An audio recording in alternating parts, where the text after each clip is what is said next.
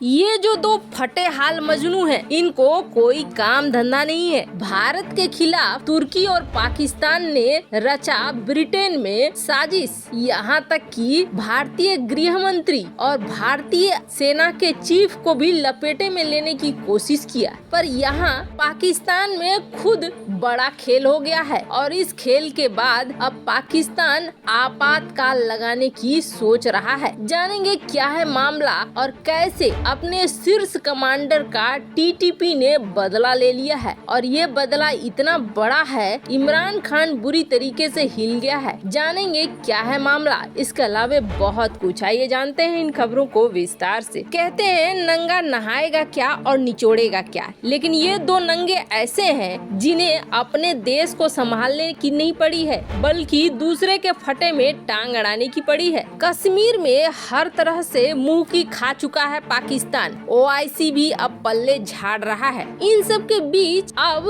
तुर्की ने और पाकिस्तान ने मिलकर एक चाल चली और क्या किया है कि ब्रिटेन में एक लॉ फॉर्म है और इस लॉ फॉर्म ने कश्मीर में कथित युद्धापराध के लिए भारत के गृह मंत्री अमित शाह और सेना प्रमुख जनरल एमएम नरवणे की गिरफ्तारी की मांग की है और इसके लिए बकायदा एक सबूत पेश किया है। सबूत में क्या पेश किया है तो आपको बता दें, सबूत में पेश किया है 2000 लोगों का बयान और लंदन पुलिस को दिया है कि वो भारतीय गृह मंत्री और भारत के आर्मी चीफ को गिरफ्तार कर ले। अब इसे आप क्या मानेंगे, दोनों ही देश के नेताओं का सही में दिमाग हिल गया है। और इसकी फार्म ने जो केस किया है उसका हश्र ये देखिए कि लंदन पुलिस ने भारतीय दूतावास से संपर्क भी नहीं किया है, वो इसे कूड़े के भाव में फेंक चुके हैं। अब आप सोचेंगे कि आखिर ये जो फर्म है ये शिकायत लेकर ब्रिटेन क्यों गई और ब्रिटेन में इस तरह की बात क्यों कर रहा है, तो आपको बता दें जिनेवा का एक कानून बना था 1957 का, जिसमें युद्ध के समय किए गए अपराधों की जांच के लिए विशेष अधिकार दिए गए थे ब्रिटेन, और इसी वैश्विक न्याय अधिकार का फायदा उठाना चाहता है तुर्की और पाकिस्तान। फिलहाल ये केस कूड़े के डब्बे में चला गया है, लेकिन इन दोनों की हरकत देखिए, दोनों के आर्थिक क्षेत्र में बड़ी गिरावट हो रही है। दोनों ही देश दिवालिया होने के कगार पर है, लेकिन ये देश अपने देश की स्थिति संभालने के बजाय अभी भी दूसरे देशों से पंगे ले रहे हैं। खैर कहते हैं ना ऊपर वाले के यहाँ देर है पर अंधेर नहीं है, और अब ऐसा लगता है जैसे पाकिस्तान को जवाब मिलना शुरू हो गया है। दरअसल हाल ही में पाकिस्तान ने टीटीपी के एक टॉप लेवल के कमांडर को मारा और कमांडर को मारने के लिए यहाँ तक कि ऑपरेशन चलाने के लिए अफगानिस्तान के अंदर घुस गए पाकिस्तानी सैनिक और अंदर जाकर इन्होंने मार दिया। मारने के बाद पाकिस्तानी सेना ने तो कुछ नहीं कहा, लेकिन मीडिया में खबरें आने लगी कि तालिबान जो तहरीके तालिबान है उसका टॉप कमांडर मारा गया। वैसे आपको बता दें जो अफगानिस्तान का तालिबान है और जो पाकिस्तान का तालिबान है, इन दोनों के बीच एक गठजोड़ है, बड़े भाई छोटे भाई वाला गठजोड़ है। इसलिए उसी वक्त अंदाजा लगाया जा चुका था कि इसका असर पाकिस्तान में देखने को मिलेगा। अब पाकिस्तान में एक बड़ा विस्फोट हुआ है और ये विस्फोट हुआ है पंजाब की राजधानी लाहौर में। लाहौर में ये विस्फोट ऐसा हुआ है कि आसपास के खिड़की दरवाजे घरों में जो शीशे लगे हुए थे वे सब कुछ टूट गए। घटना स्थल पर जो कई मोटरसाइकिलें खड़ी थी वो उन सारों को काफी नुकसान पहुंचा है और इस धमाके के कारण जमीन में 1.5 फीट गहरा गड्ढा तक बन गया है। लाहौर के जिस इलाके को चुना गया है वो काफी भीड़ भाड़ वाला इलाका है। यहाँ हर दिन लाखों की संख्या में लोग मार्केटिंग करने के लिए आते हैं। धमाके के समय भी पूरे बाजार में काफी लोग मौजूद थे। पुलिस ने बहुत ज्यादा जानकारी तो नहीं दी, लेकिन अफरा तफरी का माहौल मच गया है। लोगों को जल्दी भेजा जा रहा है अस्पतालों में। अभी 25 की संख्या बताई जा रही है और कहा जा रहा है कि मात्र 2 लोग मारे गए हैं, लेकिन असली संख्या तो अभी आनी बाकी है। वैसे आपको बता दें पाकिस्तान के हालात इस वक्त ऐसे हैं जैसे कि एक तो अपने ही देश में आतंकियों की मार झेल नहीं पा रहा है, वहीं दूसरी तरफ डूरंड लाइन को लेकर अफगानिस्तान वाला तालिबान भी सर पर चढ़ गया है और तीसरी तरफ दिवालिया होने के कगार पर है, लोन पे लोन चढ़े जा रहा है और और उत्पादन का या फिर व्यापार का कोई भी सोर्स नजर नहीं आ रहा है। पाकिस्तान की स्थिति इस वक्त बेहद दयनीय है और ऐसे में इस वीडियो को देखिए। इस वक्त बिल्कुल लाइव हूँ, ठीक है ना? किस तरह लाइव हूँ? फेसबुक। ये पुलिस इंतजामिया ने हमारा घर सील कर दिया है।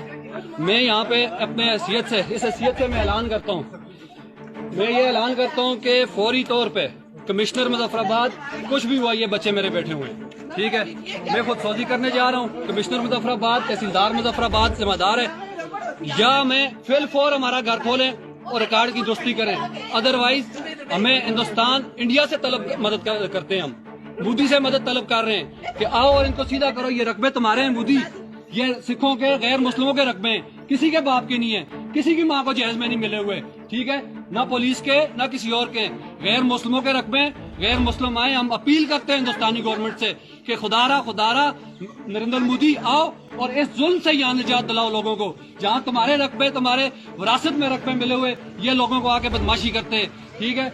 आज इन्होंने हमें बेदखल किया है। इस वक्त मेरे बच्चों को घर से निकाला है, बरसती बारिश में मैं रोड पे बैठा हुआ हूँ, ठीक है? तहसीलदार मुजफ्फराबाद, ये साबर नकवी, SHO थाना सिटी सदर, ये किस कानून के तहत बेदखल कर रहे हैं घर से घर सील करके? मैं कमिश्नर से अपील कर रहा हूँ कि 2 घंटे के अंदर अगर मेरे घर की सील न खोली गई, मैं खुद सोधी करूंगा, जिसकी तमाम तर जिम्मेदारी कमिश्नर मुजफ्फराबाद पे होगी।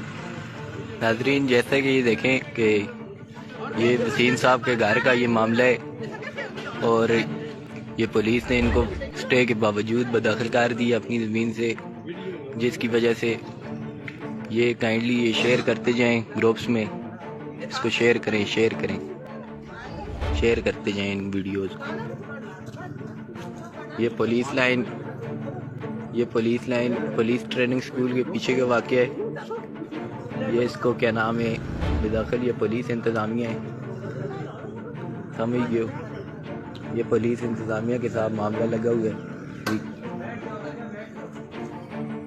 नाज़रीन, इसको शेयर कर। जहां POK में रहने वाला शख्स भारत के प्रधानमंत्री से मदद मांग रहा है और कह रहा है कि आप आइए और आप आकर हमें इंसाफ दिलाइए। ये शख्स ये भी कह रहा है कि ये जो जितने घर हैं यहाँ पर, जिन पर इन्होंने कब्जा कर लिया है, ये सिखों के हैं, हिंदुओं के हैं, जिन पर बाद में पाकिस्तान के इन लोगों ने कब्जा कर लिया है। और अब यहाँ स्थिति इतनी भयानक हो गई है कि हमें जीने नहीं दिया जा रहा है। अब ये शख्स बार बार भारत से और भारत सरकार से मदद की गुहार लगा रहा है। अब ये सिचुएशन आप देखिए, पूरे पाकिस्तान की स्थिति इस वक्त आप देखेंगे तो इतनी बुरी स्थिति तभी होती है किसी देश की जब वो देश पूरी तरीके से तबाह होने के कगार पर पहुंच जाता है। और अब ऐसी खबरें निकल कर आ रही है कि इमरान खान सरकार इस पूरी परिस्थिति से निपटने के लिए अचानक से वैसे ही इमरजेंसी लागू करेगा जिस तरीके से भारत में तत्कालीन प्रधानमंत्री इंदिरा गांधी ने लागू किया था। अब कहा जा रहा है कि इमरान खान सब कुछ संभाल नहीं पा रहा है। IMF की शर्तों की वजह से इमरान खान ने टैक्स तो लगा दिए, जिससे जो महंगाई है वो 300% बढ़ने की उम्मीद जताई जा रही है। अब जैसे ही 300% महंगाई बढ़ेगी, वैसे ही आम जनता विद्रोह में उतरेगी, सड़क पे उतरेगी, ये तो तय ही है। यही वजह है कि अब इमरान खान ये सोच रहा है कि किसी तरीके से यहाँ आपातकाल लागू कर दिया जाए और कंट्रोल में लेने की कोशिश किया जाए। पर ऐसा लगता है जैसे कि ये आपातकाल लागू करके पाकिस्तान अपने लिए खुद ही मुसीबत बुला रहा है। वैसे इमरान खान सरकार ने कहा है कि वो ऐसा कुछ भी नहीं कर रही है, ये एक फेक न्यूज है, जबकि विपक्ष का कहना है कि सरकार पूरी प्लानिंग कर रही है इस तरह से आपातकाल लगाने के लिए, क्योंकि इमरान खान सरकार अब कुछ भी संभाल नहीं पा रही है, इसलिए इस तरह की परिस्थिति बन रही है। वैसे आपको क्या लगता है, क्या पाकिस्तान अब पूरी तरीके से तबाह होने के कगार पर है? कमेंट कर अपनी राय जरूर बताएं। जल्द मिलते हैं अगले वीडियो में नई खबर के साथ।